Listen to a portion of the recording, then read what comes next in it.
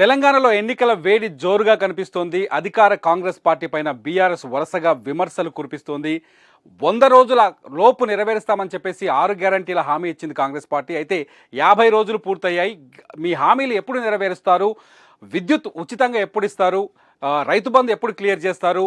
రుణమాఫీ ఎప్పుడు క్లియర్ చేస్తారంటూ వరుసగా ఒక వాడివేడి విమర్శలు కురిపిస్తోంది BRS. Gautam neuro care brain stroke migraine fits brain and spine surgeries కి బెస్ట్ న్యూరో సర్జన్. ఏదైతే ఎంపీ ఎలక్షన్ల కోసం నియోజకవర్గాల వారీగా జరుగుతున్న సమన్వయ కమిటీల సమావేశాల్లో బీఆర్ఎస్ వర్కింగ్ ప్రెసిడెంట్ కేసీఆర్ ముఖ్యమంత్రి రేవంత్ రెడ్డిని టార్గెట్ చేస్తూ విమర్శలు చేస్తూ వస్తున్నారు. ఈ నేపథ్యంలోనే ఇవాళ ఒక అతి పెద్ద అప్డేట్ తెరపైకి వచ్చింది.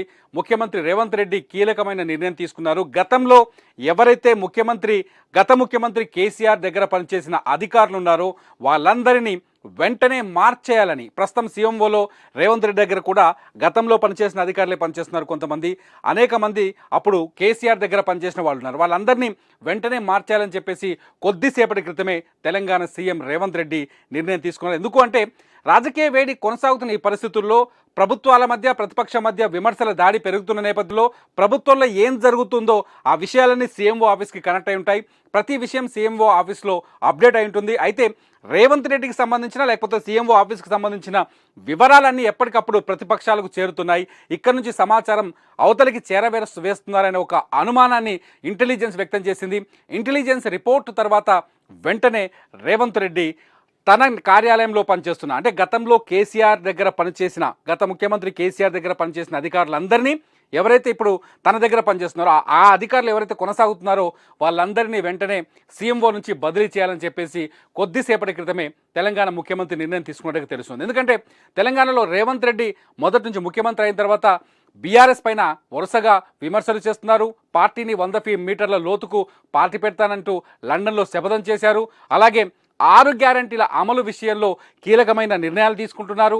వెంటనే అంటే కాంగ్రెస్ పార్టీ ఎన్నికల్లో ప్రచారంలో చాలా స్పష్టంగా చెప్పింది, తాము అధికారంలోకి వచ్చిన 100 రోజుల్లోపు తామిచ్చిన 6 గ్యారంటీల్ని అమలు చేసి తీరుతామని చెప్పింది. ఇప్పటికే కాంగ్రెస్ పార్టీ మహిళలకు ఉచిత బస్సుని అమల్లోకి తీసుకొచ్చింది. ఆ తర్వాత రైతు బంధు కూడా విడతల వారిగా 2వ విడత కూడా పూర్తి చేశారు. 2 ఎకరాల లోపు ఉన్న వాళ్ళకి రైతు బంధు కూడా పడిపోయింది. మిగతా వారికి రైతు బంధు పడుతుందని, ఈ జనవరి 31 లోపు పడుతుందని చెప్పేసి కాంగ్రెస్ ప్రభుత్వం హామీ ఇచ్చింది. దాని తగ్గట్టుగానే వర్కౌట్ చేస్తామని చెప్పింది. అంతేకాకుండా రుణమాఫీ కోసం ఒక ప్రత్యేక కమిటీని ఏర్పాటు చేయబోతున్నామని, 2 లక్షల రుణమాఫీ ఒకేసారి ఏ విధంగా రుణమాఫీ చేయాలనే అంశంపైన కార్పొరేషన్ ఏర్పాటు చేసి దానిపైన చర్చించాలని చెప్పేసి అధికార కాంగ్రెస్ పార్టీ నిర్ణయం తీసుకుంది. దీంతోపాటు తాజాగా ఇందిరమ్మ ఇళ్ళు, రకరకాల హామీలు ఉన్నాయి. ముఖ్యంగా ఉచిత కరెంటు పైన కూడా అనేక విమర్శలు వస్తున్నాయి ప్రతిపక్షం నుంచి. మొన్న కేటీఆర్ చాలా స్పష్టంగా అన్నారు, కరెంటు బిల్లులు ఈ నెల కరెంటు బిల్లులు తీసుకెళ్లి సోనియా గాంధీ ఇంట్లో ఇవ్వండి, లేకపోతే మంత్రి కోమటిరెడ్డి ఇంట్లో ఇవ్వండి, వెంకటరెడ్డి ఇంట్లో ఇవ్వండి అని చెప్పేసి విమర్శలు చేశారు. దీంతో ఒక్కసారిగా ప్రభుత్వం నుంచి కూడా బీఆర్ఎస్ పైన మాటల దాడి కొనసాగింది. దీంతో ఈ 6 గ్యారంటీల అంశం విషయంలో గవర్నమెంట్లో ఏం జరుగుతుందో ఆ సమాచారం ఎప్పటికప్పుడు బయటికి వెళ్ళిపోతుంది. దీనికి కారణం ఏంటి అని చెప్పేసి ఇంటెలిజెన్స్తో విచారణ జరిపిస్తే ఇంటెలిజెన్స్ నుంచి వచ్చిన సమాచారం ఏంటి అంటే ముఖ్యమంత్రికి గతంలో కేసీఆర్ దగ్గర పనిచేసిన అధికారులు కావచ్చు, లేకపోతే మిగతా ఆఫీసర్లు కావచ్చు, ఉద్యోగులు కావచ్చు, వాళ్ళందరూ ప్రస్తుతం రేవంత్ రెడ్డి కార్యాలయంలో కూడా పనిచేస్తున్నారు. దీంతో ఇక్కడి సమాచారం ఆ అధికారుల ద్వారానో లేకపోతే అప్పటి ప్రభుత్వానికి అనుకూలంగా ఉన్న ఉద్యోగుల ద్వారానో బయటకు వెళ్ళిపోతుంది. అందుకోసమనే ప్రతిపక్షాలకు ప్రతిసారి ఒక టార్గెట్గా మారుతున్నాం, ప్రతిపక్షాలకి ఇన్ఫర్మేషన్ చేరడంతో అటాక్ చేస్తున్న ప్రతిపక్షాలనే కోణంలో ఈ విచారణ జరిగినట్టుగా తెలుస్తుంది. ఈ నేపథ్యంలోనే ఇంటెలిజెన్స్ ఇచ్చిన రిపోర్ట్తో గతంలో సీఎం కేసీఆర్ దగ్గర పనిచేసిన వారిని తన దగ్గర పనిచేయకుండా చూడాలని చెప్పేసి రేవంత్ రెడ్డి ఆదేశాలు జారీ చేసినట్టు తెలుస్తుంది. ఎందుకంటే రేవంత్ రెడ్డి ముఖ్యమంత్రిగా బాధ్యతలు చేపట్టిన వెంటనే ఒక సెన్సేషనల్ కామెంట్ చేశాడు. విజయవాడలో 8 కార్లను, బుల్లెట్ ప్రూఫ్ కార్లని తయారు చేసి పెట్టుకున్నాడు కేసీఆర్. తను 3వ సారి అధికారంలోకి వస్తాననే ఆలోచనతో ఉన్నారు. కానీ ప్రజలు తీర్పుని ఉల్టా ఫల్టా చేశారు. కేసీఆర్ ఇంటికి వెళ్ళిపోయారు. తాము అధికారంలోకి వచ్చాము, తానేమో పాత కార్లనే వాడుకుందాం, వాటికే రిపేర్లు చేయించి వాడుకుందాం అనుకున్న తరుణంలో కొత్త కార్ల వ్యవహారం తమకు తెలిసిందని చెప్పేసి విమర్శలు చేశారు.